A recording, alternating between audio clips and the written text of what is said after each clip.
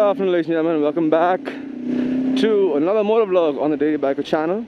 And this is an afternoon vlog, and you guys most probably already seen a previous video of a close call. And trust me, that was really a close call. I don't know if the camera angle shows it or not, how close I was, but trust me, in real life, it was a lot closer than what it may seem. Like, I'm pretty sure I missed her by centimeters. My wing mirror, like, I'm telling you, it was maybe less than this much of a gap between her scooter and my wing mirror and my handlebar. God, like, people are just idiotic in this city, you know? I'm coming, I have the right of way, I honk, and yet she wants to come on the wrong side of the road and cut across the road, you know? I mean, go figure. Anyway, so yeah, welcome back to a vlog. It's the afternoon, it's Bangalore City, I'm going back home. Why not an early morning vlog? Because, well, morning vlogs not gonna kind of work so much nowadays. Gonna be a little more difficult. So anyway, what I'm going to talk about today, as you can see from the title, it's about FIFA and football for all you football fans out there. Anyone of you who you know, you don't have to be a hardcore football fan, because I'm pretty sure everyone in the world, even if you're not, you know, you don't follow club football, you don't know the names of everyone, the FIFA World Cup is one of probably the most watched sporting event across the world, other than the Olympics, of course. I'm saying, as an individual sport, I'm pretty sure the FIFA World Cup is maybe one of the most watched World Cups. I might be wrong, don't take my word for it, take it with a grain of salt. So anyway, this is about the new, the news that FIFA is making as an organization, if you guys are reading about it.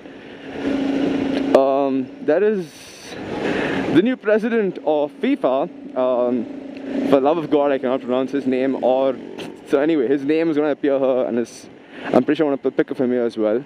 So he has this idea of making this awesome extra large World Cup, where instead of having the traditional 32 teams playing the World Cup, he wants to have 48 teams playing in the World Cup. So what does that mean? Well, we're gonna have more teams, yeah, of course. A lot more teams from like a lot more countries are going to qualify that normally would not qualify, you know. For example, a lot of guys in India are getting excited because they're like, oh, India might qualify for the World Cup. Just not to blow your hopes up, but I don't think India is going to qualify anytime soon. And it's not like, you know, I'm making fun of the Indian football team. I go for, you know, a couple of football games, I watch football, but let's face reality, right? A lot of other Asian countries are way more developed in us than our own team, if you understand what I'm saying. Should I stop at this light? Should I go? Should I stop? Should I go? That's the question. I think I'll stop.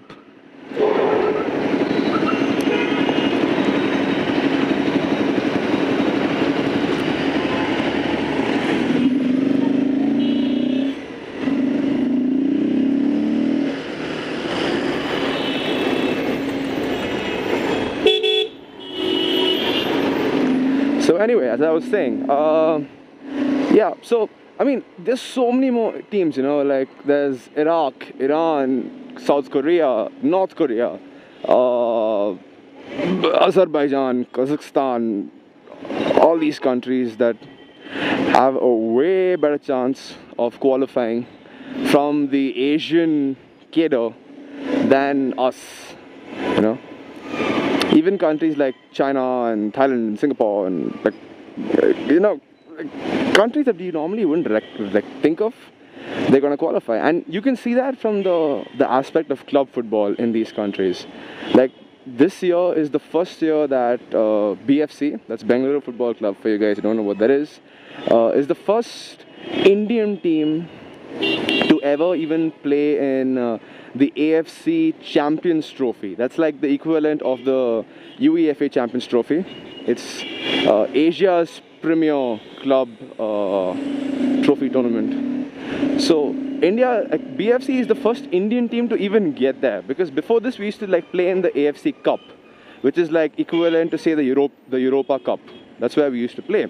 And BFC themselves made history by reaching the finals. Of course, they lost, I think, to Air Force Iran or Air Force Iraq. I'm not sure. Iran, Iraq, a little confusing there. So we lost to them. So anyway, so we were the first Indian team to even get to the finals. Like semi-finals and finals itself is history. No other Indian teams ever got to that level of the competition. So, and now we're in the Champions Trophy. So, I mean, come on, as a national team, we still have a long way to go to qualify for the World Cup. And even after we qualify, okay, let's just say by some miracle we qualify. And of course, this extra large World Cup is going to come into effect from 2026, according to the current president. And let's say by some miracle, in the next 9 years, we managed to qualify for the World Cup. You know, we develop our team so fast that we actually managed to qualify for the World Cup.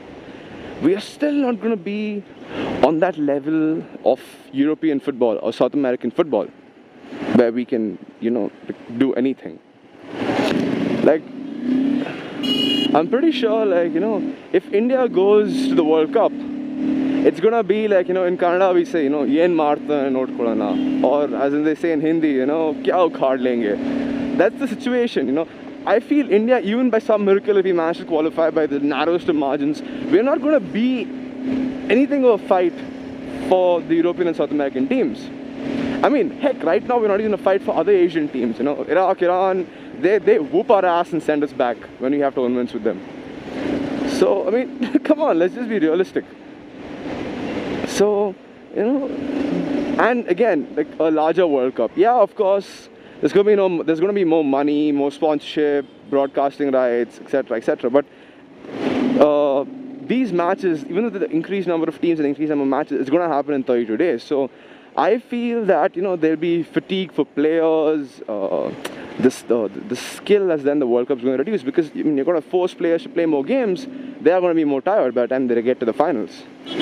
Of course, there is a counter argument which even my dad kind of supports. Like, you know, well, that just demands more physical fitness from the players. You know, the team should be better fit. They should be more fit. They should be able to play this extra number of games and not have an issue. But I mean, I don't know. It's two sides to the coin. You know, I for one don't like this new proposal, and my dad, who watches football as well, he kind of likes it. He's like, yeah, it's good. You know, more teams are going to get exposure in the World Cup. More nations are going to become a lot more football fanatic, etc., etc. So, I mean, that's the thing, right? You see in my own house where you can see two sides of the same argument going on. So, I mean, it's a bit sketchy. I don't know. Maybe once it happens, we can judge it. Or like, you know, are we too soon in judging it? Are we judging it too soon? You know, something hasn't happened and we're just going to be like, oh, okay, because of this and this and this and this, it's going to be like this, you know, like. And of course, there's another fact that a lot of journalists and others are voicing is the sheer logistical requirements for hosting a World Cup which has 48 teams in it. I mean, I highly doubt any one country being able to host a World Cup of this size, because 48 teams is no joke. I mean, it is two less than half a century, you know. I mean, it's crazy having 48 teams in a World Cup. It's an insane number of teams, an insane number of players. You know, you need facilities, you need grounds. I don't think any one nation can actually pull off a World Cup of this size. It'll most probably have to be, you know, nations that are gonna bundle together and come together. Like, a lot of people are touting that Mexico, Canada and America together might host the 2026 World Cup. Of course, now with Mr. Trump as the president, well, Mexico, that's a big question mark, don't you think? But yeah, getting back to the FIFA thingy, you know, what do you think is going to happen? Is it going to work? Is it not going to work? And of course, there is, well, I'm uploading this vlog, and I just want to say that it's not going to be a vlog every day. I know a lot of you guys, especially this one guy who I shall not name. Final checkpoint. Answer this question. What is the most unattractive male first name in the English language? Keith. Yeah, has been like, you're called the daily biker. I think you should upload a video every day. I mean, I understand I call myself daily biker because I actually ride my bike every day. I don't ride it occasionally. I don't ride it on weekends. I ride my bike every single day. So if I'm gonna find decent content, maybe I'm gonna, like, right now my current schedule, along with the fact that editing a video is no joke, guys, you know. Of course, like, cutting a video and editing it, yeah, it's not too long. Maybe this video might take about, say, 1 hour of my time or less than that.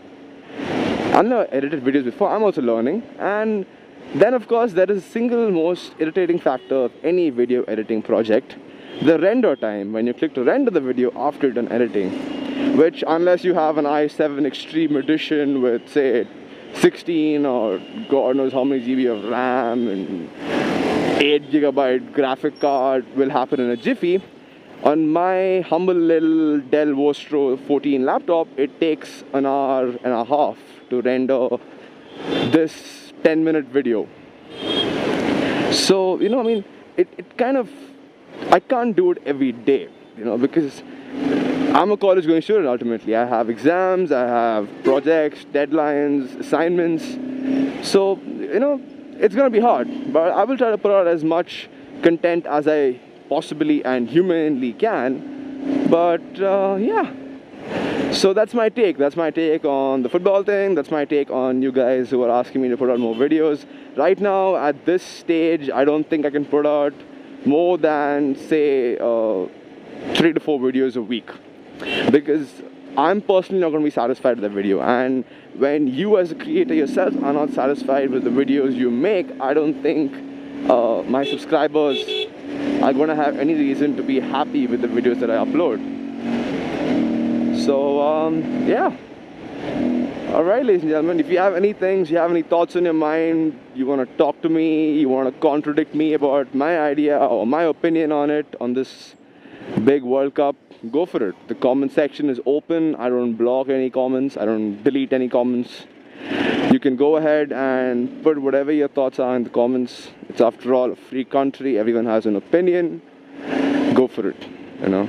Let me hear what others are thinking too, because as far as I know, a couple of my friends are for it, a couple of my friends are against it. My dad, for one, is extremely for it.